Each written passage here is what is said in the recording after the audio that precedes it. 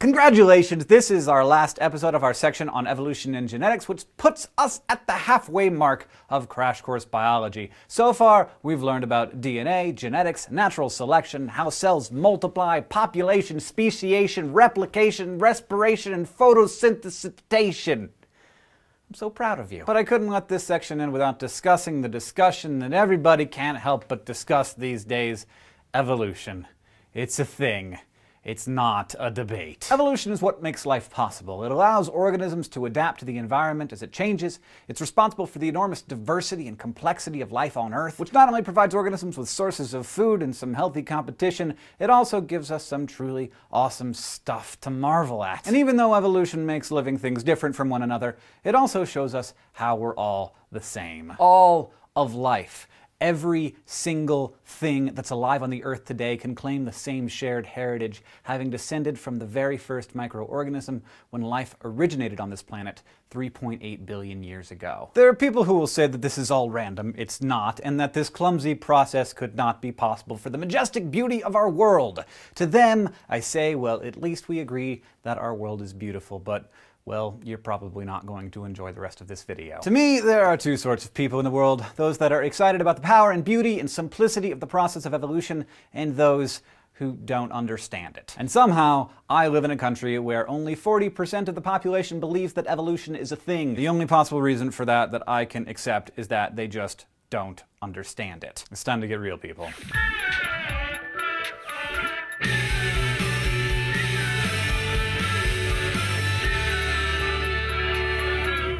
First, let's understand what we mean when we talk about the theory of evolution. Evolution is just the idea that gene distribution changes over time, which is an indisputable fact which we observe all the time in the natural world. But the theory of evolution is a large set of ideas that integrates and explains a huge mass of observations from different disciplines, including embryology, paleontology, botany, biochemistry, anatomy, and geophysics. In everyday language, the word theory means hunch or even hypothesis, but in science, a theory is an idea that explains several phenomena at once. Thus, the theory of evolution is a bunch of ideas that explain many things that we as humans have observed for thousands of years. It's the theory that meticulously and precisely explains the facts, and the facts are indisputable. So let's spend some time going through the facts and how evolution explains them all so well. First, fossils. The fossil record shows that organisms that lived long ago were different from those that we see today. Sounds obvious, but 200 years ago it seemed a little bit crazy. When scientists started studying dinosaur fossils in the 1820s, they thought that all dinosaurs were basically giant iguanas. That's why the first fossil dinosaur was named Iguanodon. It wasn't until the fossils of two-legged dinosaurs started showing up in the 1850s that scientists had to grapple with the idea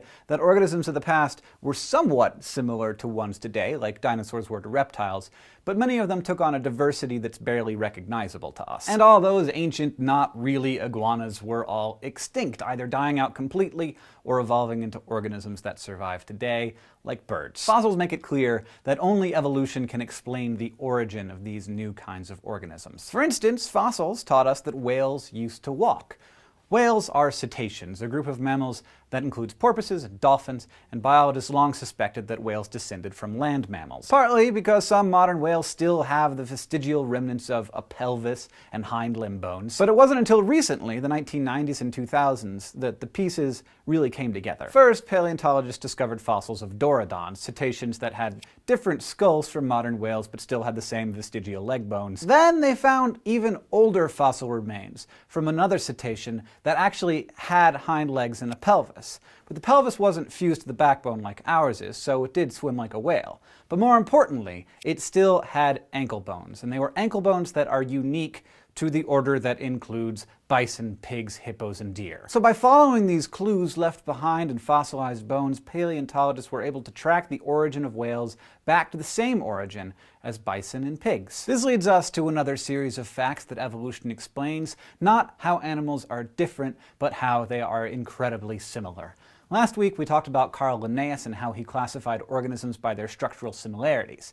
Well, he didn't know anything about evolution or genetics, but when he began grouping things in this way, he hit upon one of evolution's most prominent clues: homologous structures. The fact that so many organisms share so many finely detailed structures shows us that we're related. Let's go back to the whale. Like my dog Lemon and me, the whale has 2 limbs at the front of its body. Its front flippers. And so does this bat, its wings. Inside our limbs, we all have the very same structure. One longish bone on top, connected by 2 thin bones at the joint, followed by a cluster of small bones called the carpals, and then our fingers, or digits. We each use our forelimbs for totally different purposes. The bat flies, the whale swims, Lemon walks, and I, jazz hands. Building limbs like this isn't the most efficient way to swim or fly or walk. Our limbs have the same structure because we descended from the same animal. Something like this Morganocodon, which, had the same forelimb structure. In the first stage of our existence, every vertebrate looks almost exactly the same. Why? Because we're all descended from the same initial vertebrates. So our structures are the same as other mammals and other vertebrates, sure, but it also turns out that our molecules are the same as, everything. In fact, if we were ever to find life on Mars or something, the surefire way of knowing whether it's really extraterrestrial is to check and see if it has RNA in it. All living things on our planet use DNA and/or RNA to encode the information that makes them what they are. The fact that we all use the same molecule itself suggests that we are all related, even if very distantly. But what's more, by sequencing the DNA of any given creature, we can see precisely how alike we are. The more closely related species are, the more of the same DNA sequences they have, so the human genome is 98.6% identical to that of a chimpanzee, our closest evolutionary relative and fellow primate, but it's also 85% the same as a mouse. And I wonder how you're gonna feel about this: about half of our genes are the same as in fruit flies,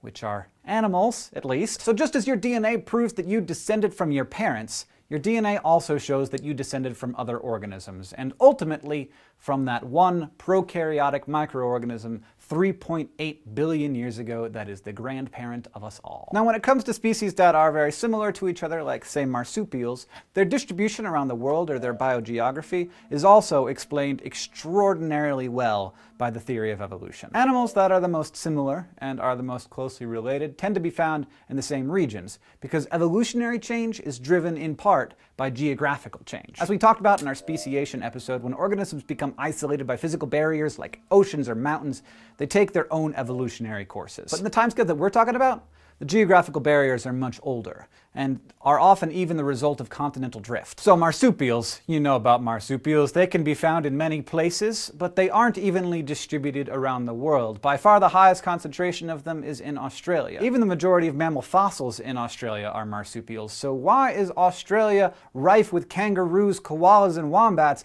while North America just has possums? Fossils show us that one of marsupials' earliest ancestors found its way to Australia before continental drift turned it into an island 30 million years ago. More importantly, after Australia broke away, placental mammals, like us, evolved on the mainland mass and quickly outcompeted most of the marsupials left behind in what would become North America and South America. So very few marsupials remain in the Americas, while Australia has been drifting around like some kind of marsupial love boat. Darwin's finches are another example of biogeographical evidence. As he wrote in The Origin of Species, Darwin observed that different species of finches on separate Galapagos islands were not only similar to each other, but were also similar to species found on the South American mainland. He hypothesized that the island finches were all descendants of that mainland finch and changed over time to be more fit for their environments, a hypothesis that genetic testing has since confirmed. Now, you'll remember, I hope, a few weeks ago when I told you about Peter and Rosemary Grant, the evolutionary biologist / lovebirds who have studied Galapagos finches since the 1970s. One of their greatest contributions came in 2009 when studying finches on the island of Daphne Major. They discovered that the offspring of an immigrant finch from another island and a Daphne Major finch had become a new species in less than 30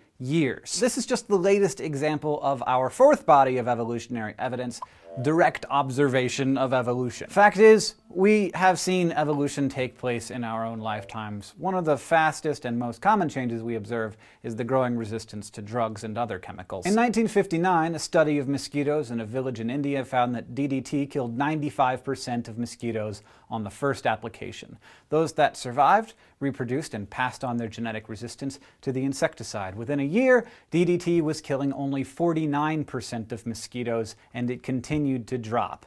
The genetic makeup of the mosquito population changed because of the selective pressures caused by the use of DDT. But it's not just tiny changes in tiny animals. We've also observed larger animals undergoing some pretty striking changes. In 1971, for instance, biologists transplanted 10 Italian wall lizards from one island off the coast of Croatia to another. 30 years later, the immigrant lizard's descendants have undergone some amazing fundamental changes. Like, even though the original lizards were mainly insect eaters, their digestive systems had changed to help exploit the island's most abundant food source, plants. They actually developed muscles between their large and small intestine that effectively created fermenting chambers, which allowed them to digest the vegetation. Plus, their heads became wider and longer to allow them to better bite and chew the grasses and leaves. These are all great examples of microevolution, allele frequency changes that happen rather quickly and in small populations. Macroevolution is just that microevolution on a much longer time scale. The sort of thing that turns hippos into whales is a lot harder to observe for a species that 200 years ago thought that dinosaurs were big iguanas. But part of the power of the human mind is being able to see far beyond itself and the time scales that our own individual lives are limited to. And I, for one, am pretty proud of that.